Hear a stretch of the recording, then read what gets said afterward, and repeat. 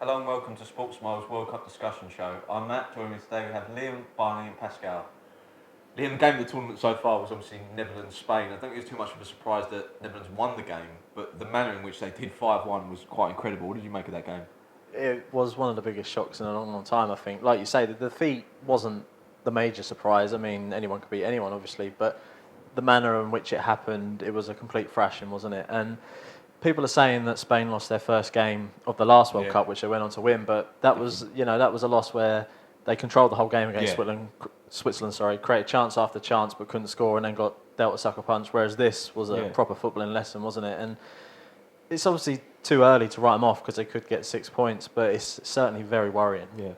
I think the team selection with Spain was the most interesting thing for me. Diego Costa's obviously had a fabulous season, but I don't think he fits in well to the Spain system. I don't think he's cute enough in the final third. I think there will be changes. I think having Martinez has got to come into that team. I think Pedro's got to start, but I don't think it was, like you say, the Switzerland game a couple of years ago, it was different, wasn't it? You felt that anyone could lose a game, but the 5-1 was just, no one saw it coming, did they? It was quite incredible.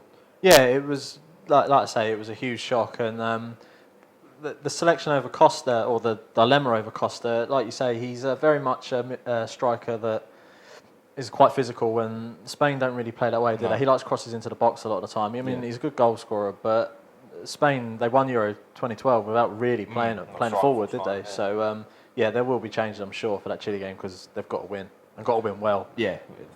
Barney, speaking of Brazil, Diego Costa was obviously born in Brazil, that was his home nation. I think Brazil performed, I know you tipped in the pre-tournament, obviously they've got the home invite. How do you think they performed in their first game against Croatia? Well, they weren't at their best. I don't think they blew anyone away, and they were quite fortunate to get away with the win. 3-1 didn't really represent it. I think Croatia deserved the draw from that. Brazil benefited from some dodgy decisions from the referee. But I think they'll still get through the group, top of it, winning every game. And from then on, I think they'll grow into the tournament as, the first game's always going to be hard for them with that expectation on their shoulders. I think they'll build on. I'm still backing them to win the tournament, even though they weren't that convincing. I think the problem with Brazil for me is, obviously Neymar, we're both big fans of Neymar. He's an unbelievable footballer, but then you've got Hulk and Fred, their midfield too. Fernandinho has to start for me. Do you think if Neymar has a bad game, which he probably will at some point, do you think there's enough people in there to drive him forward? Yeah, well, obviously he is the standout star, but I don't think they've got the best squad in the tournament. I thought Spain had that, and look what happened to them. I think on their day they can beat anyone. If Neymar does have a bad game, you do need someone else to take the mantle, but they have got the likes of Fernandinho, Ramirez. They're different players, but they can drive from midfield, they can inspire something. And I think Fred is always capable of getting a goal. He didn't play that well. Hulk didn't play well either, and probably a bit overrated, but he's still capable of grabbing a goal. I think they've got enough to get through the group. Pascal, we spoke about Spain and Brazil. Obviously the other pre-tournament favourites up there are Argentina. They played Sunday night, they beat Bosnia 2-1. It wasn't the best performance, but it really is in the early rounds. How did you rate their overall performance? Yeah, I mean, like Spain and Brazil, I thought all three of the pre-tournament top four favourites that have played so far, they just haven't really performed. No. Like Barney said, Brazil probably didn't deserve the win.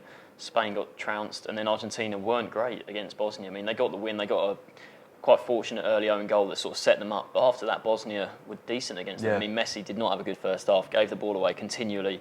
Obviously, then went and scored a fantastic goal, and they got away with the win in the end. But all the three teams out of the top four that have played so far really haven't shone that much. And you look at teams like Holland and France that have sort of been perhaps the best team so far. Yeah.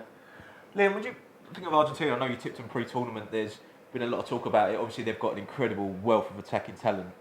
Defensively, maybe not the best, but are you still tipping them to win it? Yeah, I think a lot of that game changed yesterday with the introduction of Higuain. It allowed Messi to drop a little bit deeper and get more and more involved, and them two actually linked up for Messi's goal quite well. And they've got so much talent. I mean, Aguero was off yesterday as well, and obviously if he's firing, that will change things. Defensively, they might not be great, but they've still got good players, and a bit like Brazil, I think they'll go into the tournament, and I still think they'll win it. Do you think it'll be Argentina-Brazil final? Yeah, I do. Thank you very much for watching. That's all we've got time for today. Join us again soon.